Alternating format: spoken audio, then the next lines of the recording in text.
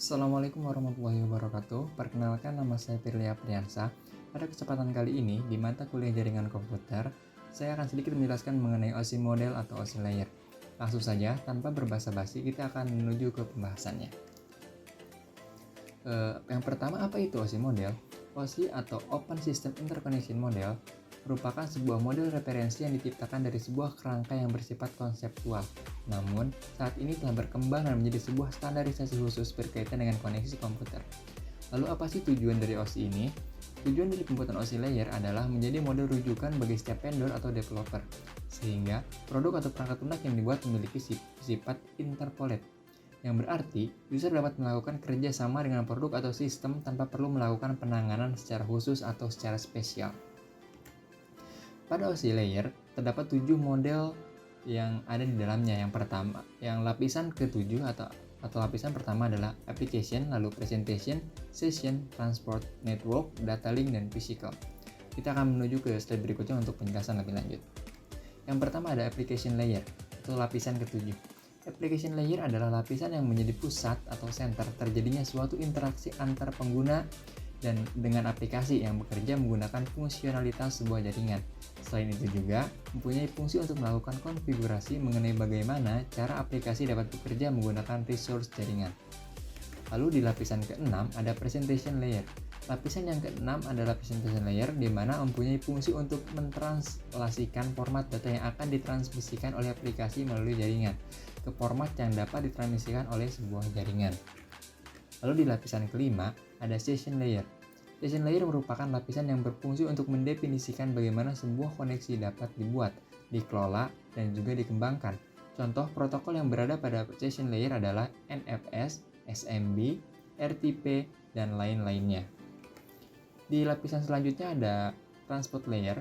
Transport layer mempunyai fungsi untuk memecah data menjadi paket-paket data serta memberikan nomor urut untuk setiap paketnya, sehingga nantinya dapat disusun kembali saat sampai pada tujuan.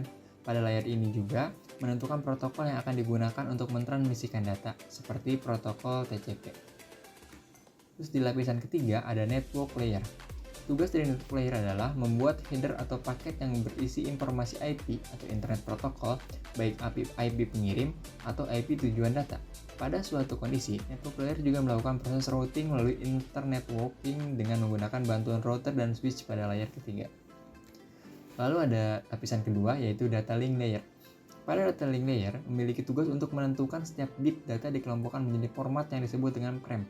Pada level ini juga terjadi koreksi kesalahan, flow control, pengalamatan hardware atau perangkat keras seperti halnya pada MAC address. Lalu di lapisan yang terakhir atau lapisan yang pertama ada physical layer. Model OSI layer terakhir dan yang paling utama adalah physical layer ya. Fungsinya adalah untuk mendefinisikan media transmisi jaringan, sinkronisasi bit, metode pensinyalan, serta membangun arsitektur jaringan seperti pengkabelan dan topologi jaringan. Cara kerja dari OSI layer itu sendiri, yang pertama, application layer akan mengirimkan data yang dikirim oleh pengguna kepada perangkat komputer penerima data tersebut. Lalu, pada presentation layer terjadi konversi email menjadi sebuah format jaringan.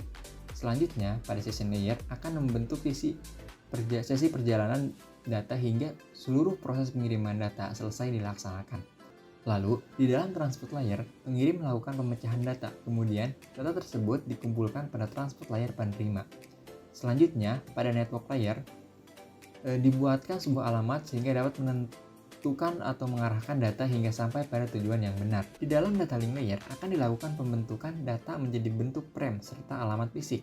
Yang selanjutnya, pada lapisan utama, tepatnya di physical layer, data akan dikirim melalui medium atau perantara jaringan menuju lapisan transport penerima.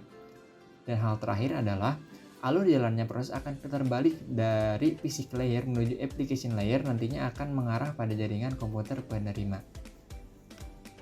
Kesimpulannya, OSI layer adalah model referensi yang dikembangkan untuk menciptakan sebuah kerangka yang bersifat konseptual. OSI layer juga memiliki 7 model layer yang terdiri dari application, presentation, session, transport, network, data link, dan physical layer. Terus setiap level mempunyai peran dan fungsi masing-masing dengan cara kerja pengiriman dari setiap model dilakukan secara berurutan. Sekian penjelasan singkat mengenai OSI model atau OSI layer pada video kali ini. Saya Firly Apriansah, terima kasih.